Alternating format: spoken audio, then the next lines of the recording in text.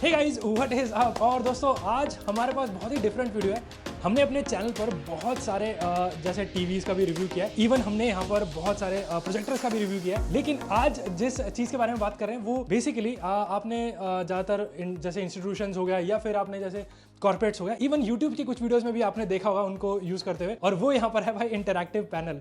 अब मेरे पीछे आप देख रहे होगे एक इंटरैक्टिव पैनल है, और ये इंटरैक्टिव पैनल मैंने अपने लिए यहाँ पर मंगाया था। और अगर आपको नहीं पता ना इंटरैक्टिव पैनल क्या होते हैं, देखो नॉर्मली टीवीज में आप सिर्फ जैसे मीडिया कंजप्शन वगैरह रहता है, लेकिन इंटरैक्टिव पैनल उसी तरह काम करते हैं जैसे आपका मोबाइल या फिर जैसे टैबलेट वगैरह होता है। और एक तरह से दिखने में ये टीवी जैसा ही रहता है, लेकिन साथ में यहाँ पर टच की फंक्शनैलिटीज होती हैं, तो टच के थ्रू आप इनके साथ इंटरैक्ट कर सकते हो, इसीलिए भाई इनको इंटरैक्टिव पैनल बोला जाता है। और जैसा मैंने बोला भाई, ये इंटरैक्टिव पैनल ज्यादातर इंस्टीट्यूशंस में आपने देखा होगा, बहुत सारे लोग मतलब स्टूडेंट्स को पढ़ाने वगैरह के हिसाब से या फिर कुछ प्रेजेंटेशंस देनी हो आपने, तो उस हिसाब से ये यूज होते हैं। और हमारे पास जो इंटरैक्टिव पैनल है, जैसा आप देख रहे होगे, ये मेरे पीछे है और ये है 75 इंच का।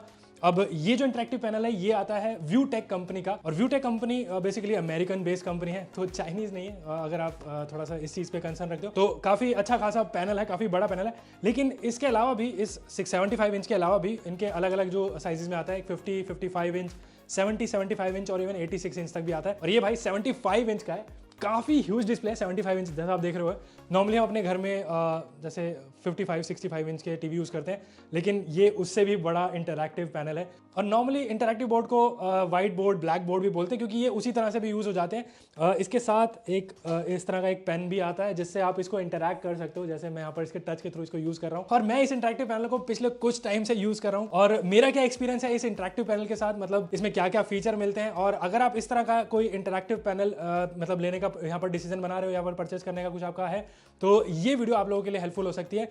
तो बिना किसी तरीके भाई स्टार्ट करते हैं। तो सबसे पहले भाई अनबॉक्सिंग से शुरू करते हैं, किस तरह से ये जो इंटरैक्टिव पैनल आता है। तो यहाँ पर काफ़ी बड़े से ह्यूज बॉक्स में आता है। ऑब्वियसली 75 इंच का है तो बॉक्स भी काफ़ी बड़ा ही होगा। और बॉक्स में ऑब्वियसली इंटरैक्टिव पैनल के साथ यहाँ पर और भी कुछ एसेसरीज रहती हैं, जैसे यहाँ पर 2 आपको स्टाइलिश पेन मिलते हैं इसके साथ, यहाँ पर कुछ केबल्स भी रहती हैं इसकी, और यहाँ पर इसमें आपको एक रिमोट भी मिलता है जिससे आप इसको ऑपरेट वगैरह कर सकते हो। इन चीज़ों के बारे में आगे बात करूंगा थोड़ा डिटेल में। बाकी ऑब्वियसली काफ़ी बड़ा है, तो यहाँ पर इंस्टॉलेशन के 2 तरीके हैं। जैसे मैंने यहाँ पर इसको वॉल माउंट किया है, तो वॉल माउंट कर सकते हो इसको, या फिर इसके साथ एक इसका स्टैंड भी आता है, तो आप इसको एक तरह से स्टैंड पर माउंट भी कर पाओगे, तो वो थोड़ा ईजी रहता है, वर्सेटाइल रहता है, आप इसको मूव वगैरह कर पाओगे। लेकिन मैंने इसको वॉल माउंट कराया था, और जो इंस्टॉलेशन प्रोसेस था बहुत ही सिंपल था। व्यूटेक कंपनी को ही मैंने यहाँ पर जो कांटेक्ट किया था, तो उन्होंने यहाँ पर जो इंस्टॉलेशन के लिए कुछ यहाँ पर भेज दिए थे लोग, तो वो इन्होंने भाई बहुत अच्छे से यहाँ पर इसको इंस्टॉल किया है। देखो एक चीज़ है, ये जो इंटरैक्टिव पैनल है नॉर्मली मैंने जैसे बोला भाई, ये ब्लैक बोर्ड, व्हाइट बोर्ड की तरह यूज होते हैं। तो जब मैंने वॉल माउंट इसको लगवाया था तो अपनी हाइट के हिसाब से लगाया था, ताकि आप इसके कॉर्नर्स वगैरह रीच कर पाओ। और देख सकते हो भाई काफ़ी ह्यूज ये इंटरैक्टिव पैनल है। लेकिन अगर बात करें इस इंटरैक्टिव पैनल के डिज़ाइन और बिल्ड क्वालिटी के बारे में, तो सबसे पहले डिज़ाइन जैसा आप देखोगे कि ऑब्वियसली 75 इंच है, तो यहाँ पर काफ़ी बड़ा सा यहाँ पर ये जो इंटरैक्टिव पैनल है, इस इंटरैक्टिव पैनल की जो रेजोल्यूशन है वो यहाँ पर है 4K, और इसी वजह से काफ़ी भाई अच्छा खासा शार्प डिस्प्ले है। डिस्प्ले के बारे में मैं डिटेल में आगे बात करूंगा आप लोगों से। बाकी ये जो इंटरैक्टिव पैनल है भाई मतलब काफ़ी भारी सा है, इसको अगर मूव भी करना हो, जैसे मैंने इसको भी वॉल माउंट किया, तो थोड़ा बहुत यहाँ पर मूवमेंट के ऑप्शन हैं इसमें। बिल्ड वाइज पूरा यहाँ पर आपको भाई मेटल बिल्ड क्वालिटी मिलती है, तो मतलब अच्छा खासा यहाँ पर सॉलिड बिल्ड है। तो सबसे पहले तो जैसे मैंने बताया भाई, ये एक 4K डिस्प्ले है, तो यहाँ पर आपको जो रेजोल्यूशन मिलती है 3840 बाय 2160। और जैसा आप देखोगे भाई, जो कलर्स वगैरह हैं वो भी काफ़ी पंची, काफ़ी शार्प हैं। यहाँ पर आपको भाई 10.7 बिलियन कलर्स जो इस पैनल के साथ मिलते हैं, तो कलर्स एक्यूरेट हैं। अगर आप इसको एक तरह से टीवी पैनल की तरह भी यूज़ करना चाहते हो तो वो भी एक्सपीरियंस अच्छा रहता है। बाकी यहाँ पर रिस्पॉन्स टाइम भी यहाँ पर ठीक है, 8 मिली सेकंड का grey to grey response time है, तो काफ़ी रिस्पॉन्सिव यहाँ पर ये पैनल है। 1200:1 का कॉन्ट्रास्ट रेशो है, तो ओवरऑल जो इसका डिस्प्ले की क्वालिटी है मतलब मुझे काफ़ी बढ़िया लगी है।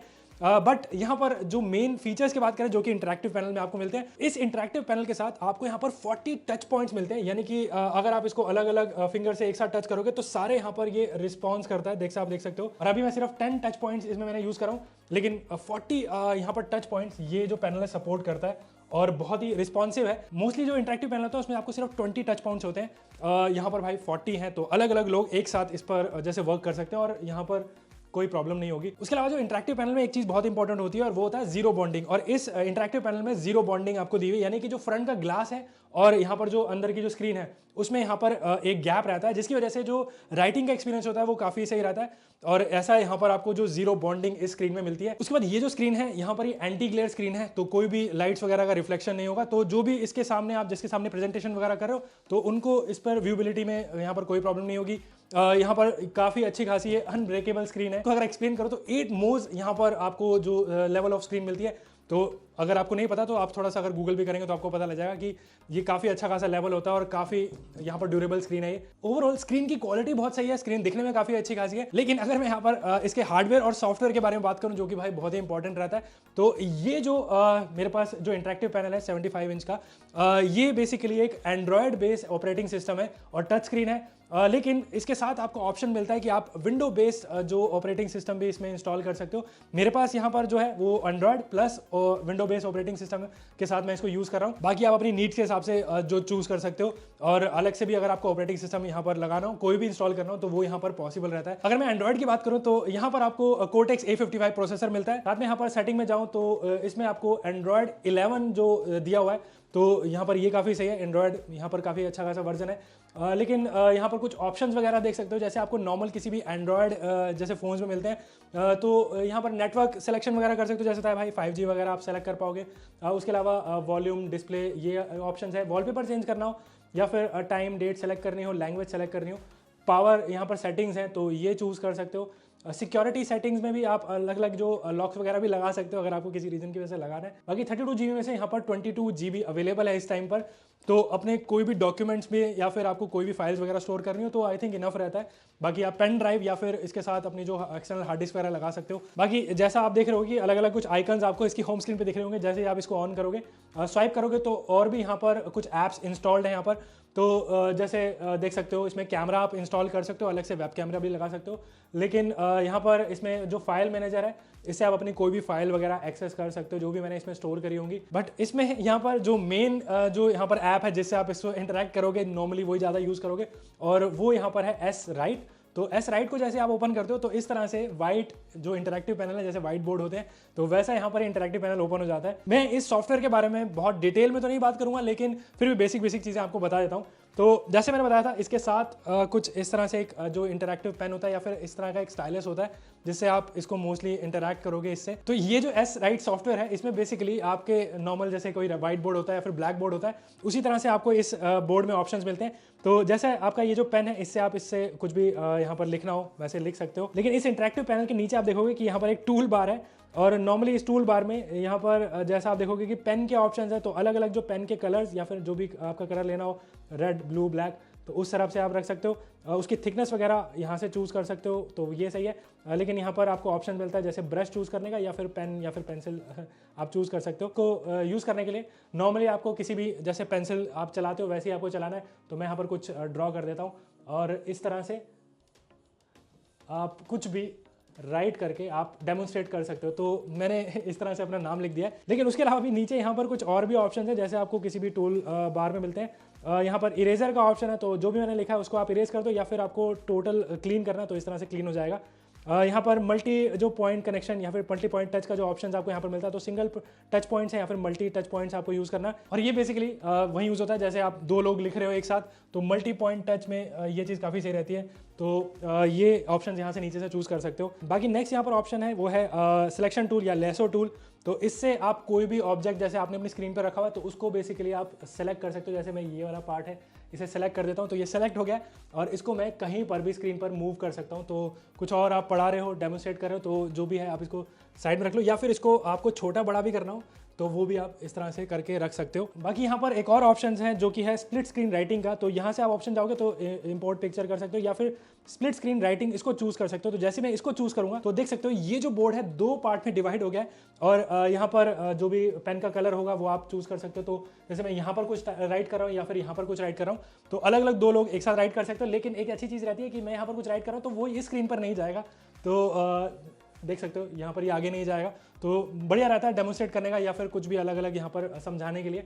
बहुत सारे अलग अलग तरह से आप इसको यूज़ कर सकते हो। वैसे बाकी सिर्फ दो ही नहीं, यहाँ पर आप 2, 3, 4 या 6 तक इसको डिवाइड कर सकते हो। जैसे मैंने 6 कर दिया तो 6 यहाँ पर स्क्रीन हो गई अब। तो हर स्क्रीन पर कुछ ना कुछ आप लिख कर मतलब डेमोन्स्ट्रेट कर सकते हो। तो ये अच्छा ऑप्शन है, एक ही बड़ी स्क्रीन पर 6 स्क्रीन हो गई एक तरह से। बाकी जो लास्ट यहाँ पर ऑप्शन है वो है अंडू और रीडू के। तो ऑब्वियसली यहाँ पर आपको पता ही होगा कि कुछ भी आपने गलत कर दिया तो यहाँ पर अंडू या फिर रीडू आप कर सकते हो।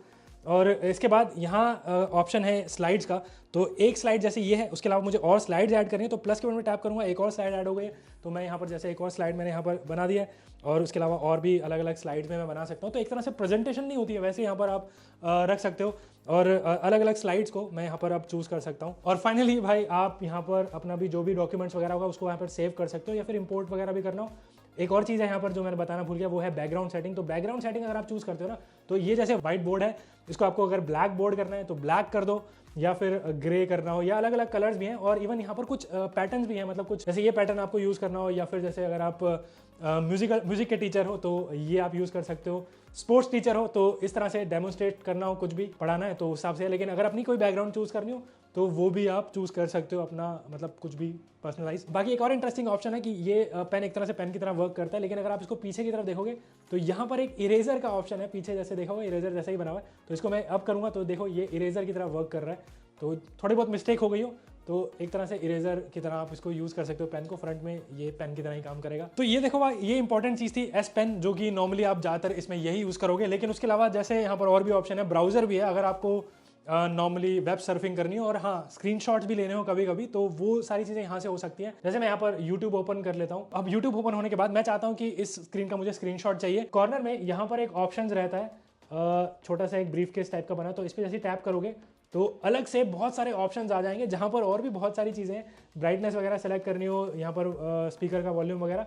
लेकिन यहाँ पर एक ऑप्शन है स्क्रीनशॉट, और अब मुझे यहाँ पर स्क्रीनशॉट लेना हो तो या तो मैं किसी पार्ट का स्क्रीनशॉट ले सकता हूँ, या फिर मुझे पूरी स्क्रीन का स्क्रीनशॉट चाहिए तो यहाँ पर मैं इसको सेलेक्ट करूँगा और ये पूरी स्क्रीन यहाँ पर स्क्रीनशॉट सेव हो जाएगा। नीचे यहाँ पर आ गया होगा स्क्रीन कैप्चर फिनिश्ड, और ये मेरे फाइल्स में, पिक्चर्स में सेव हो गए। और एस राइट में मुझे यहाँ पर ये जो स्क्रीनशॉट है इंपोर्ट करना है, तो इंपोर्ट नोट्स में मैं जाऊँगा और यहाँ पर इमेजेस में जैसे मैं जाऊँगा तो देख सकते हो ये जो स्क्रीनशॉट है इस जगह पर सेव है, तो मैं यहाँ पर इसको इंसर्ट कर सकता हूँ। उसके अलावा कुछ और छोटी छोटी यूटिलिटीज यहाँ पर भी हैं, जैसे यहाँ पर दोनों तरफ आपको इसके कॉर्नर में कुछ एरोज हैं, और इस एरो पे जैसे आप यहाँ पर टैप करोगे तो कुछ आइकन्स यहाँ पर आते हैं। और ये जो आइकन्स है ना, इसमें यहाँ पर ऊपर वाले जो आइकन है वो स्विच करने के लिए अलग अलग मोड्स पे, लेकिन नीचे वाले जो आइकन है वो यहाँ पर बेसिकली आप जैसे भी कुछ भी वर्क करो, जैसे कि ये यहाँ पर एक पेन का आइकन है, तो पेन टूल यहाँ पर मिल रहा है इसी स्क्रीन पर, तो मैं यहाँ पर इसी स्क्रीन पर इस तरह से ड्रॉ करके एक्सप्लेन कर सकता हूँ। आपने कुछ भी ब्राउजर खोला हो तो उस ब्राउजर में भी आप यहाँ पर ओपन कर सकते हो, और वही सारे आपको नीचे भी इसके टूल बॉक्स मिल जाता है, तो यहाँ पर भी आप वही चीज़ें कर सकते हो जो आप एस राइट जो सॉफ्टवेयर के अंदर कर सकते हो।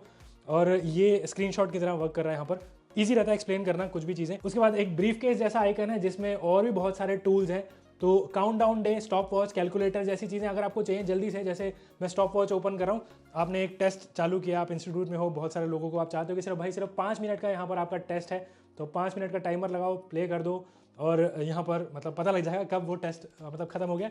तो टाइमर सही रहता है, आप इसको साइड में कर सकते हो, आपका टाइमर चलता रहेगा, जैसे ही यहाँ पर टाइमर खत्म होगा बता सकते हो मतलब आपका टाइम खत्म हो गया बच्चों को। उसके बाद कैलकुलेटर भी है, तो जल्दी से यहाँ पर जो आपको पूरा फुल फ्लैश जो कैलकुलेटर है, तो कुछ भी कैलकुलेट करना हो। बाकी और भी बहुत सारे ऑप्शंस हैं, जैसे vote, screenshot, shot, touch lock और स्पॉटलाइट। स्पॉटलाइट बेसिकली अगर आपको कोई भी आंसर छुपाना हो बाकियों से, तो ये ऐसे स्पॉटलाइट रहता है, तो आप इस तरह से कर सकते हो, रिवील नहीं होगा आंसर, और जैसे आपको मतलब बताना है कि भाई ये आंसर है, तो इस तरह से सारी चीज़ें यहाँ पर रिवील हो जाती हैं। और भी बहुत सारे यहाँ पर ऑप्शंस आपको इस स्क्रीन पर मिलते हैं। और ये जो मेन्यू है ना, एक यूनिवर्सल मेन्यू है, ये आपको एंड्रॉयड के साथ जैसे मैंने पहले बताया, इसमें आपको जो विंडोज़ ऑपरेटिंग सिस्टम मिलता है तो वहाँ पर भी एक्सेसिबल है। तो एंड्रॉयड के साथ साथ विंडोज़ ऑपरेटिंग सिस्टम यूज़ करना हो तो ये यहाँ पर इस स्क्रीन के साथ पॉसिबल है।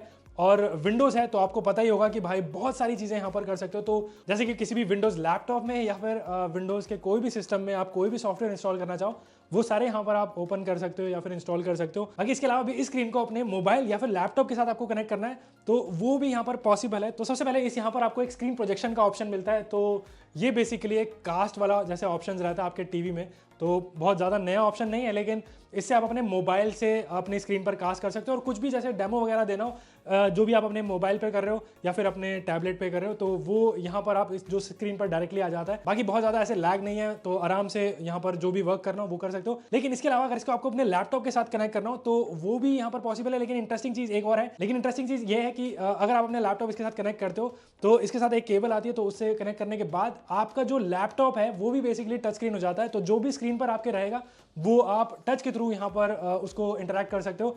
और ऑब्वियसली इसका नाम इंटरेक्टिव पैनल है, तो उसी तरह से मुझे लगता है कि यहाँ पर काफ़ी अच्छे तरीके से आप वर्क कर सकते हो, एक्सप्लेन कर सकते हो। कोई भी प्रेजेंटेशन हो आपकी या फिर कोई भी आपको चीज़ दिखानी हो तो वो यहाँ पर डायरेक्टली स्क्रीन से ही आप टच के थ्रू यूज़ कर सकते हो। क्योंकि नॉर्मली होता क्या है कि ज़्यादातर हमारे लैपटॉप्स पर ही ज़्यादातर चीज़ें होती हैं, प्रेजेंटेशन वगैरह होती हैं, और ऑफिस में अलग अलग जो लैपटॉप्स यूज़ होते हैं प्रेजेंटेशन के लिए, तो अपने लैपटॉप को इस स्क्रीन के साथ लगा दो और जो भी आपकी फाइल्स रहेंगी, आपके कोई भी चीज़ें रहेंगी, प्रेजेंटेशन रहेगी, इस स्क्रीन पर मतलब वो यूज़ कर सकते हो। तो ये मुझे ऑप्शन सही लगा।